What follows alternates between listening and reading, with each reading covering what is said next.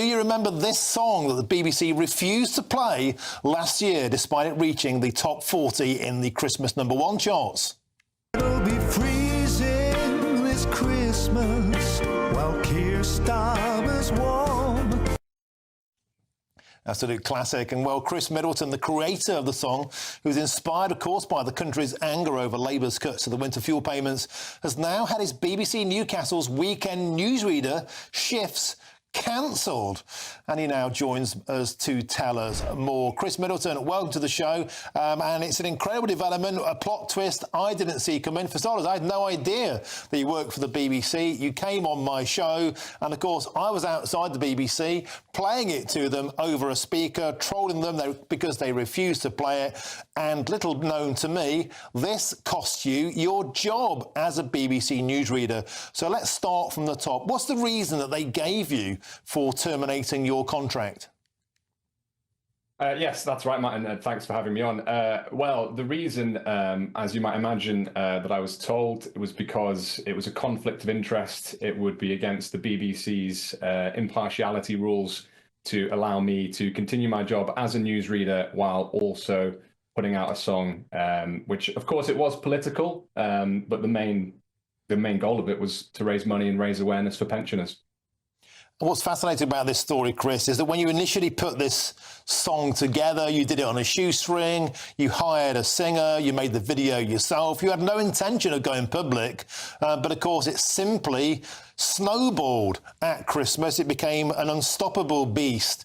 And I reached out to you, you came on my show, you decided to shed your anonymity, and that's when things really took off. But also that's when the problems began for you.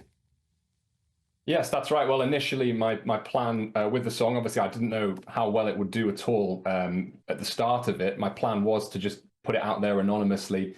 And then when it eventually did start taking off and I got some interest, you were the first person in the news to actually contact me to speak about it. At that point, I had a choice. Do I stay anonymous and maybe the song won't do as well?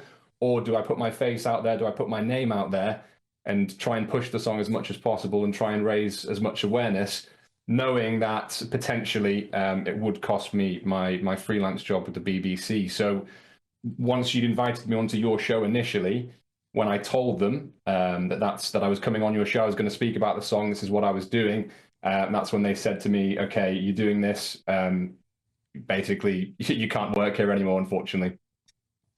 So part of me feels like saying, well done for sticking up for your principles, being so brave. Part of me thinks you might give me a clip round the ear hole because I cost you your job at Christmas. Well, it's not your fault. As I had the choice, and I felt like, and I did deliberate it over. I don't know if you remember when you messaged me. It did take me quite a few hours to get back to you because I did have to sort of think about it and mull it over because it's quite a big thing in my life. You know, I live a quiet life. All of this is beyond anything I normally do, but I made the decision that it was the right thing to do, and I think it was the right thing to do. You know, the amount of money that's been raised, the amount of awareness that's been raised for pensioners, how well the song's done, you know, everything that's happened over the last month, it's been an absolute whirlwind and it's been absolutely brilliant, and thank you to everyone for your support on that. Yeah, I made the choice, really. It was my choice, knowing kind of what would happen. It is a shame. It's a shame that you can't do both of these things. You know, it is political, but it's raising money for charity at the end of the day. You know, Chris, you worked happily at the BBC for 6 years, and I spoke to you about this. You loved your job there, what you did, but also pointing out you've been magnanimous about this. As you said, you took an educated guess. This might be a consequence of putting your head above the parapet. And you said to me earlier, people out there, don't worry, you know, you have other employment. You're doing okay, right? And this was a stand you took. It was a matter of principle that you decided to come out, be identified because you believe so heartily in the cause. Yeah, absolutely.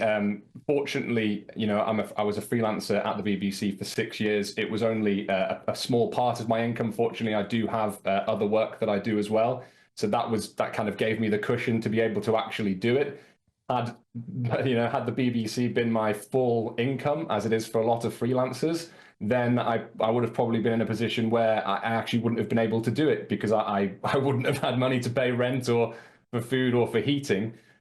So, you know, that kind of goes to show you the position that some people are in. You know, if your whole livelihood is reliant upon your job, you know, you're not going to speak out, are you? You're not going to stand up for something. Fortunately, in this instance, I was able to, even though it has cost me some of my income, but hopefully I'll be able to do a bit more work elsewhere. And Chris, do you think this stance on your political neutrality or breaching that is fair? I mean, people often criticise, I don't know, people like Gary Lineker, who speak out on politics all the time. They don't seem to get their contract cancelled. Yes, well, I mean, that is an interesting point, of course. There was that whole furore with Gary Lineker a number of years ago, and I think in the end, he did keep his job, didn't he? So, you know, what can you say? Gary Lineker's obviously got a little bit more pull at the BBC than I did. I can't think why. And it's also fair to point, I guess, Carol Vorderman, she got the chop for breaching political neutrality. And I guess, is it true to say that they didn't, the BBC, play that song about Maggie Thatcher when she died? Is that also true? So they have consistency. It's not just you they're picking on. Is that right? On that, I'm not sure. I think they did actually play a clip of the Thatcher song. I'm not 100% sure, but I think they did play a short clip of it. Certainly more than they played of Freezing this Christmas, that's for sure. Well, do you know what I think we should do? As the final troll, the final kind of drop, the final candle in the cake. I think you should come down to GB News and read out some news bulletins for me one day, mate. I think that would be amazing. Why don't you come down and do that? Chris Middleton, look, I want to say, look, I think what you did all along was amazing. I had no idea you were compromising your job security to do it. It makes me love you even more. I'm sure the public watching this will think even more of you for putting your principles first. And I'm very, very happy that you're on the show today. And I hope everything works out for you. Now, we do have to have a quick statement there.